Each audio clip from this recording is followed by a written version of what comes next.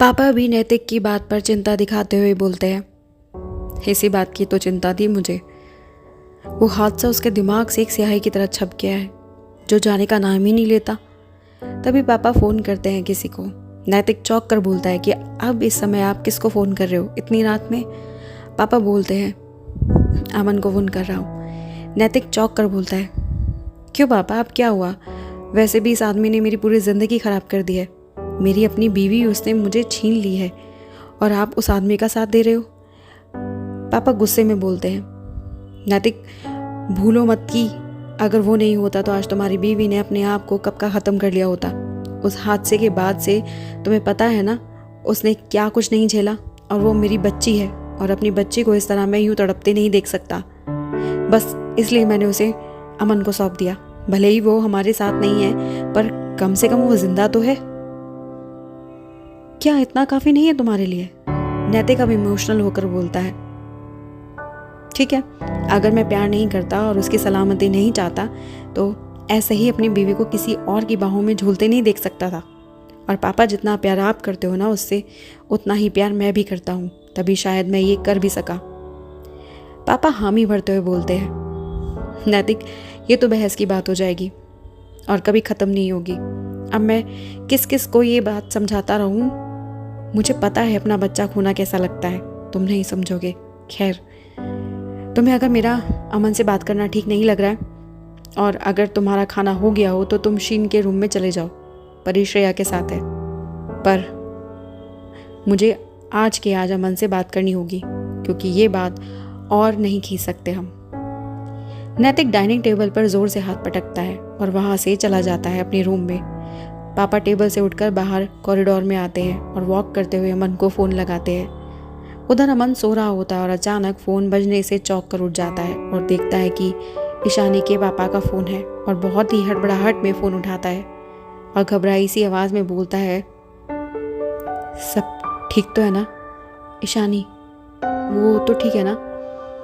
पापा उसको रिलैक्स करते हुए कहते हैं, हाँ अमन, सब ठीक है एंड ईशानी भी ठीक है, डोंट वरी अबाउट हर। अमन अब थोड़ा रिलैक्स होता है और पापा को हेलो अंकल बोलकर बात आगे बढ़ाता है कि आपने इस टाइम फ़ोन किया तो मैं थोड़ा घबरा गया। पापा हल्की सी स्माइल लिए उसको बोलते हैं, अमन मुझे लगता है कि कल तुम्हें भी यहाँ होना चाहिए।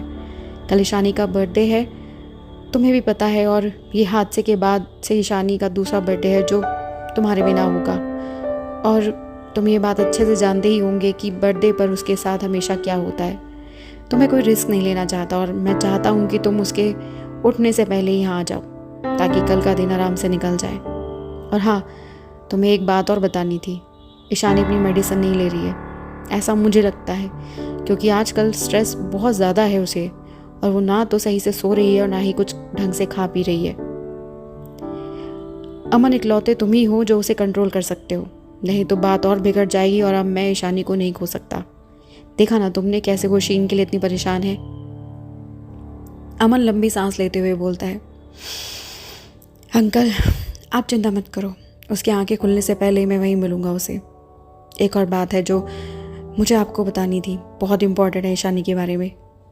पापा हामी भरते हुए बोलते हैं, अमन अभी बहुत रात हो गई है, कल तुम आ जाओ, फिर आराम से बैठकर बात करते हैं, ठीक है? चलो, good night and have a happy journey and see you tomorrow.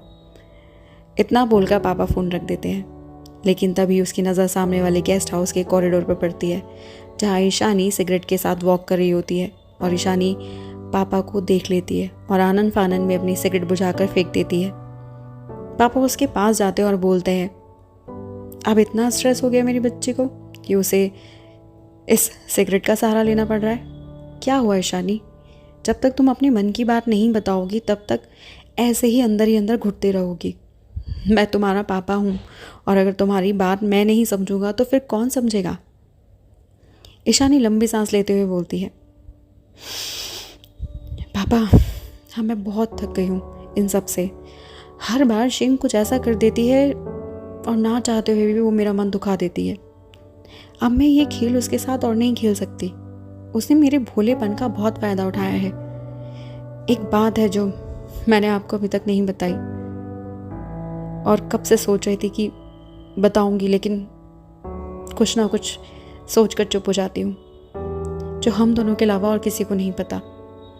पापा ईशानी के सर पर हाथ रखकर बोलते हैं, रिलैक्स ईशानी, तुम इतना मत सोचो शीन के बारे में, वो पहले से ही ऐसी थी और मुझे अपने दोनों बच्चों के बारे में सब पता है। ईशानी चिल्लाते हुए बोलती है, नहीं पापा नहीं, आपको सब कुछ नहीं पता है, बल्कि यहाँ पर किसी को भी कुछ नहीं पता है। इतने सालों से मैं इस बात को अपने अंदर अपने साथ लेकर घूम रही हूँ। मेरे अंदर ये बात अब जख्म सी करती जा रही है।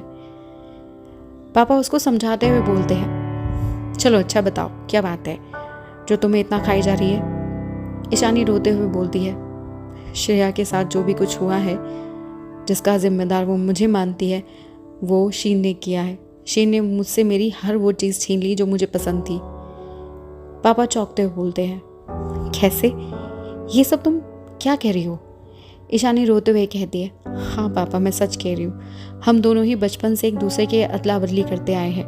हम दोनों ने जुड़वा होने का फ़ायदा उठाया है। जब भी कुछ गड़बड़ी होती तो वो मुझे हमेशा ये बोलकर कि वो उसको बचा लेगी, अदला बदली कर लेती, लेकिन हमेशा वो मुझे फंसा देती। और कहीं का कहीं हर बार जब भी वो अदला बदली की है, बात करती है और मुझसे कहती है, तो मैं हमेशा ही पता नहीं क्यों हाँ कर देती थी, ये जानते हुए भी कि फिर एक बार वो मुझे फंसा देगी। पता नहीं पापा, जब भी वो रिक्वेस्ट करती है ना, मुझे पता नहीं क्या हो जाता है कि मैं मान जाती थी। श्रेया के केस में मुझे आज भी याद है वो दिन, हम दोनों गेस्ट हाउस की छत पर थे और डॉल के लिए लड़ रहे थे कि अचानक श्रेया आ गई कि मम्मा हम लोगों को बुला रही है, और इतना बोलते बोलते हम दोनों को अलग करने लगी कि शीन के हाथ से उसको धक्का लग गया और वो नीचे गिर गई। तब मुझे शीन ने कहा कि वो मुझे बचा लेगी, बस उसे मुझसे अदला बदली करनी होगी और वो सब संभाल लेगी, और मैं मान गई। लेकिन कुछ दिन बाद मुझे पता लगा कि उसने श्रेया को ये बोला कि मैंने उसको धक्का दिया है। वो तो समय के साथ साथ सब भूल गई थी, लेकिन शीन ने उसको कभी ये बात भूलने ही नहीं दी। और अब आप देख सकते हो कि श्रेया और मेरे बीच का रिश्ता कैसा है। पापा ये सब सुनकर चौंक जाते हैं और परेशान होते हुए कहते हैं, तुमने ये बात पहले क्यों नहीं बताई? ईशानी दुखी होते हुए बोलती है, कई बार कोशिश की, लेकिन वो मुझे हमेशा किसी ना किसी बात की धमकी दे देती और मैं कुछ नहीं कर पाती थी। लेकिन अब पापा मुझसे और नहीं होता। मुझे डर से लगने लग गया है खुद से कि मैं कौन हूँ और मेरी ज़िंदगी में चल क्या रहा है, मेरे साथ हो क्या रहा है, मुझे कुछ नहीं समझ में आ रहा।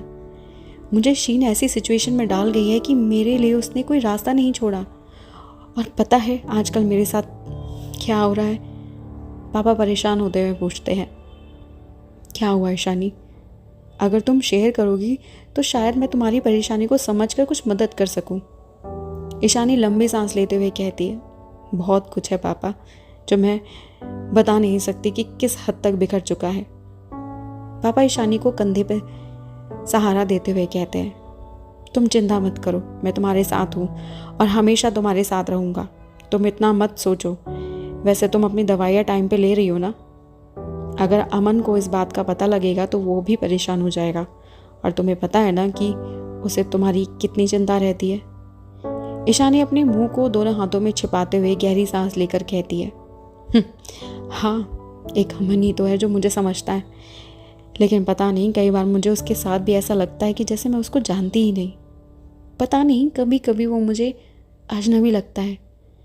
पापा ईशानी को समझाते हुए कहते हैं, देखो ईशानी, तुम चिंता मत करो, सब ठीक होगा और जल्द ही ये दिन भी निकल जाएंगे। चलो अब सोने जाओ, वैसे भी दिन निकलने वाला है, अब ज़्यादा टाइम नहीं है। ईशानी अपनी आंखों में आंसू पूछते हुए बोलती है, हाँ पापा, वैसे भी मुझे इन दिनों बहुत ही स्ट्रेस हो रहा है और मैं भी थोड़ा रिलैक्स होना चाहती हूँ। दोनों अपने अपने कदम अपने रूम की तरफ बढ़ाने लगते हैं कि तभी उनको मेन गेट खुलने की आवाज़ आती है और दोनों पलट कर देखते हैं कि कोई गाड़ी के अंदर बैठे घर में एंट्री कर रहा है और गार्ड भी अंदर आने दे रहा है। अब ईशानी पापा को पूछती है, इतनी रात को कौन होगा पापा? पापा भी चौंक कर बोलते हैं, पता नहीं, इस टाइम और गार्ड ने एंट्री कैसे दे दी? वैसे तो वो जिसे जानता है उन्हीं को एंट्री देता है, उन्हीं को आने देता है।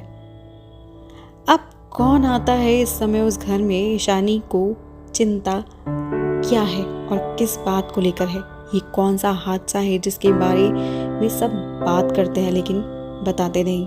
क्या है ईशानी की ज़िंदगी का सच? जानने के लिए जुड़े रहिएगा इस कहानी के अंत तक, सिर्फ वॉइस ऑफ टेल्स पर।